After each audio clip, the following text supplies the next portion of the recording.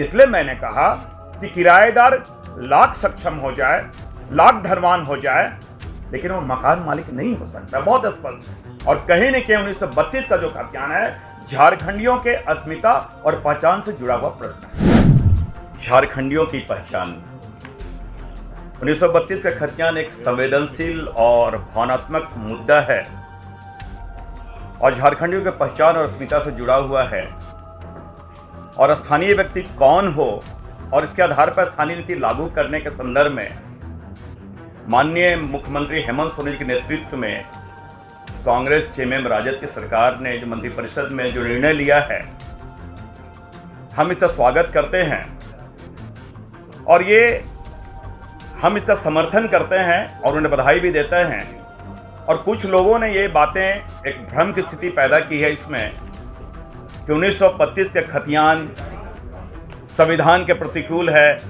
तो मैं उन्हें स्पष्ट करना चाहता हूं कि आज जो हमें जब भी इस झारखंड में 40% से ज़्यादा हमारा खनिज संपदा है, बड़ी बड़ी परियोजनाएं बीसीसीएल हो, टाटा हो, बोकारो हो, ये बड़े बड़े सिंचाई परियोजना के माध्यम से करोड़ों लोग विस्थापित हुए हैं।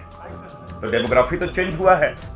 तो आज उनको न्याय देने की बातें आ रही है, तो उन्हें ही जिन्होंने देश के विकास में उन्होंने महती भूमिका निभाई है, उन्हें ही आज अन्यायी साबित करने का प्रयास किया था। मैं उसकी घोर निंदा करता हूं और मैं इसलिए इस बात को कह रहा हूं कि एक चीज स्पष्ट कर देना चाहता हूं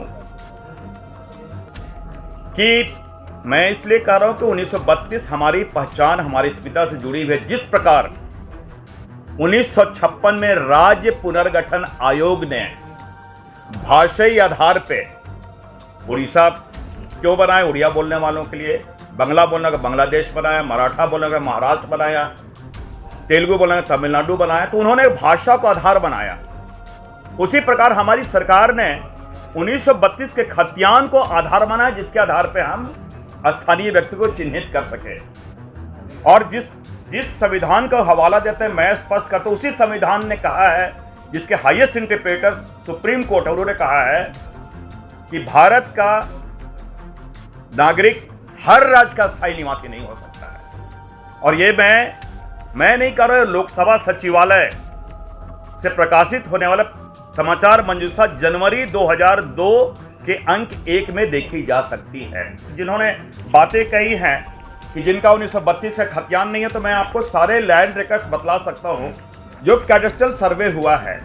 उसमें कैडेस्ट्रल सर्वे 1897 है, 1900 है, 1925 है, 32 के पहले का कैडेस्ट्रल सर्वे है और कैडेस्ट्रल सर्वे ही सारे डिटेल्स भी दिए हुए हैं। तो इसमें कोई चिंता करने की बातें नहीं है, लेकिन सरकार गंभीर है, कल्याणकारी राज्य है, उन सारी चीज़ों को देखेगी और कैसे एड्रेस की जा सकती है उन चीज़ों को देखेगी।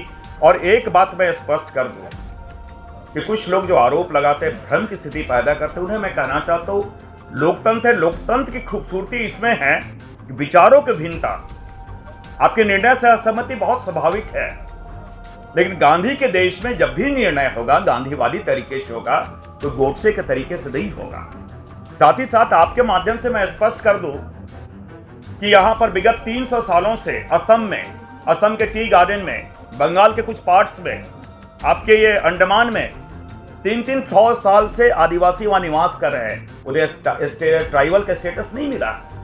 उस राज्य की अपनी पॉलिसी है।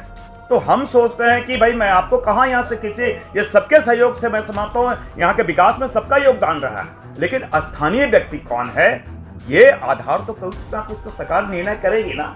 इसलिए मैंने कहा कि किराएदार लाख सक्षम हो जाए, लाख धनवान हो जाए, लेकिन वो मकान मालिक नहीं हो सकता। बहुत स्पष्ट है। और कहीं न कहीं 1932 का जो खतियान है, झारखंडियों के अस्मिता और पहचान से जुड़ा हुआ प्रश्न है।